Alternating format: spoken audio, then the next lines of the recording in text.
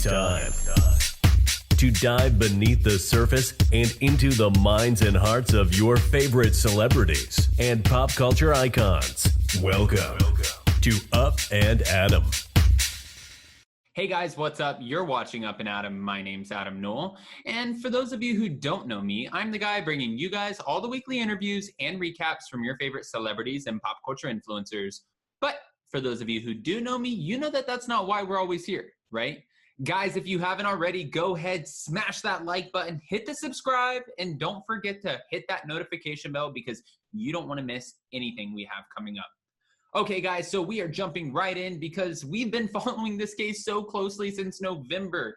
Obviously, we know that Erika Girardi has filed for divorce against her husband, but again, the biggest question is why? Was there infidelity? Was Mr. Girardi brutal, like she's kind of alluding to? Was it money issues, or was it just a mutual breakup? Was it staged? We don't know, but we're trying to get to the bottom of it. It seems like other lawyers, people of the court, they have their own opinions, and we're about to get right into that. But before we do, we have to talk about the fact that the Girardis have been hit with another staggering tax claim. Oof. Over $5 million. It's actually $5,300,000, and I mean, at that point, the rest of it doesn't even matter, but $5.3 million of a tax claim. This is insane. It seems like every time we look at the headlines or we're watching to see what's going on, it's just one thing after another that keeps coming out, and we're here to talk about it. Guys, that is not the only thing that we're here to talk about. I just said that there are other lawyers, there are other people out there who are alluding to the fact that this might be a staged divorce in order to protect the assets, well, at least what's left after they've been liquidated. Hold on, we're about to get into it because, of course, there's more. Guys, of course, we know that Ronald Richards, who is a well-known attorney, has been following this case so closely, and he's been tweeting as everything has been coming out. Now, he said that the California Franchise Tax Board has filed a claim for $5,373,045.55. Even the 55 cents, it's like, wow. Hold on, it keeps going.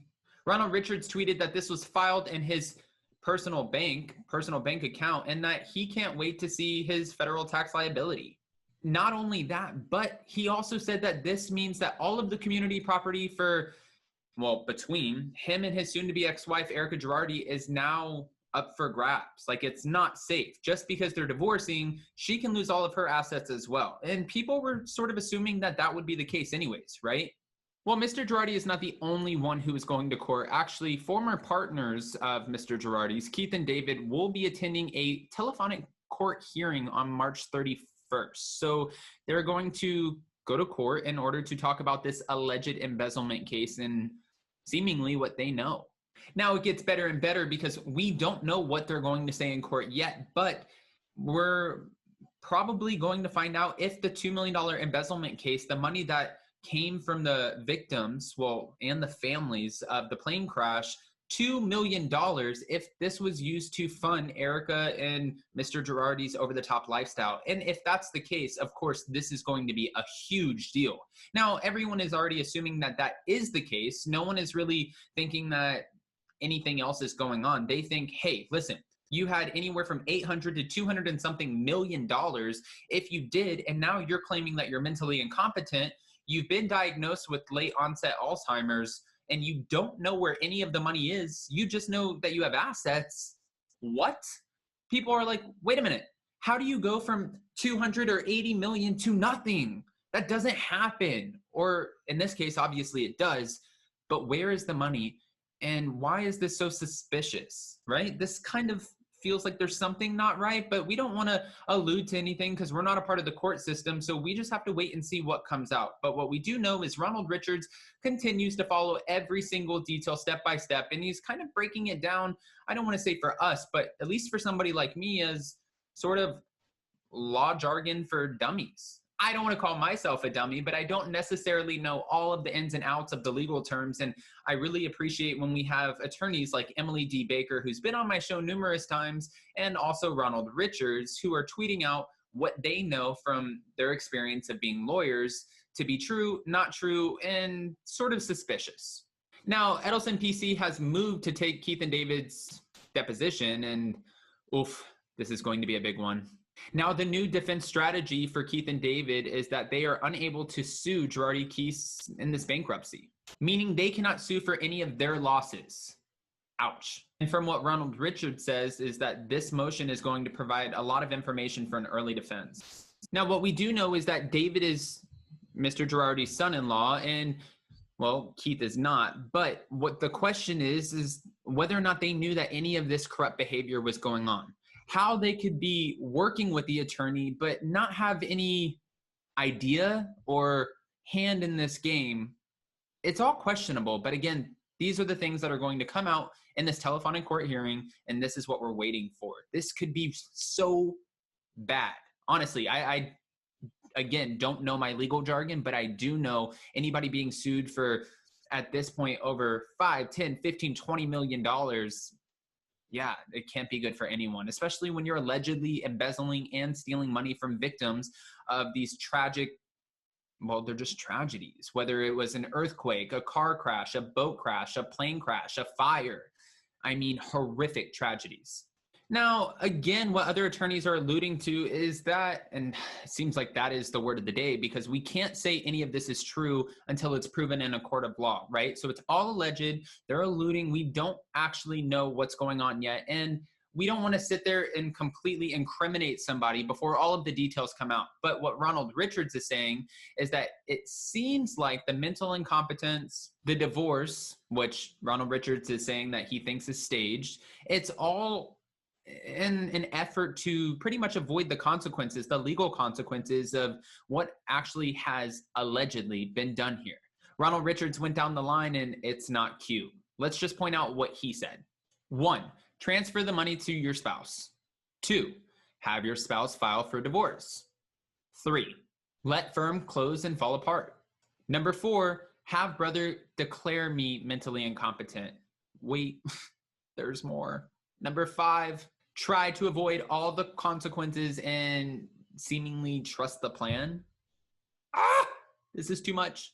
Now, of course, we know that all of this is going to, well, not all of it, but most of it is going to come out on the new season of Real Housewives of Beverly Hills season 11. And fans all over the board, Bravo fans, super fans, Real Housewives of Beverly Hills fans, and even people who like and dislike Erika, they want to know, we want to know how much of this is going to be talked about in the new season of Real Housewives of Beverly Hills. Well, thankfully, Father of Bravo, Mr. Andy Cohen, has actually come out and said, listen, she's talking. Now, there's only so much that she can talk about because some of it legally she can't really say, but she's been advised on what she can talk about and what she can't talk about. Now, Andy Cohen's not the only one who has said that she's going to be talking, but at least we know if it's coming from him that it's true. Also, Lisa Rinna has said it, and Garcelle. But for some reason, Andy thinks that after all of this is kind of played out in Erika's life, after they started shooting, this happened, right? So she was still very much so married, not divorcing Mr. Girardi, and then all of a sudden, in the midst of filming, she filed for a divorce. Now, this has to be talked about, especially if it's happening while they're filming the new season, right? But we just wanted to know how much of it would be talked about. Again, if you guys watched this past season, and a lot of people didn't, considering it was the lowest rated season ever of the Real Housewives of Orange County, season 15, Elizabeth Lynn Vargas was our new housewife. And she really pissed a lot of people off. I hate to say that word, but I'm trying to be respectful here. I'm just saying she signed up for a reality TV show where she came on and she couldn't talk about anything.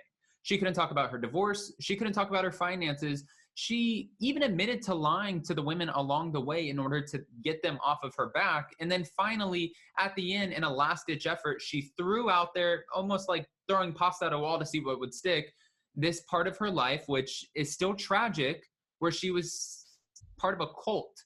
Well, she should have probably started off the season like that and not talk so much about how rich she was and how she can't talk about how rich she is and her boyfriend Jimmy, but she doesn't have sex with her boyfriend Jimmy, but then she has this husband and she's divorcing him, but she can't talk about that or the money that she's getting. It was really annoying. And we don't want that repeated on the Real Housewives of Beverly Hills. If you're not going to talk about your stuff, do not sign up for a reality TV show. It doesn't make any sense. Now, again, we're hoping, and we've been told that's what we're getting, but I want to know what you guys think. Do you think Erika Girardi is going to be as forthcoming as everyone's saying? Are we being teased? Almost like how we were teased on the Real Housewives of New Jersey, where Melissa Gorga was allegedly talking to the owner of a restaurant and maybe cheating on her husband, which we found out was just a prank. A lot of people were mad because that was even included in the trailer, and we feel like we were a little duped. And then, of course, whoever put out in the press that the Real Housewives of Atlanta had Strippergate, it just seems like we get hyped up and then we don't get a full delivery of the goods. Well, this season, it better not be like that. Again, I want to know what you guys think. Do you think it'll all be talked about? Do you feel like Erika Girardi and her husband staged this divorce in a last-ditch effort in order to keep what they can, what's left of the assets? Or do you feel like Erika Girardi is completely innocent and she was just trying to file for a divorce because maybe she saw a bullet train of problems headed her way and she was like, listen, I don't want to be a part of this. I didn't know anything about it. Sorry, dude, you're on your own. What we know is that she has supposedly really protected Mr. Girardi in the past, but this season, they're saying that she's not. Again, guys, comment below if you haven't already because your opinions mean the most to me. Also, don't forget before you go, make sure you smash that like button, subscribe to my channel, and hit that notification bell because you guys don't want to miss anything we have coming up. And with that being said, we'll see you next time. Bye, guys. Check us out every Monday and Wednesday. Thanks for watching Up and Adam.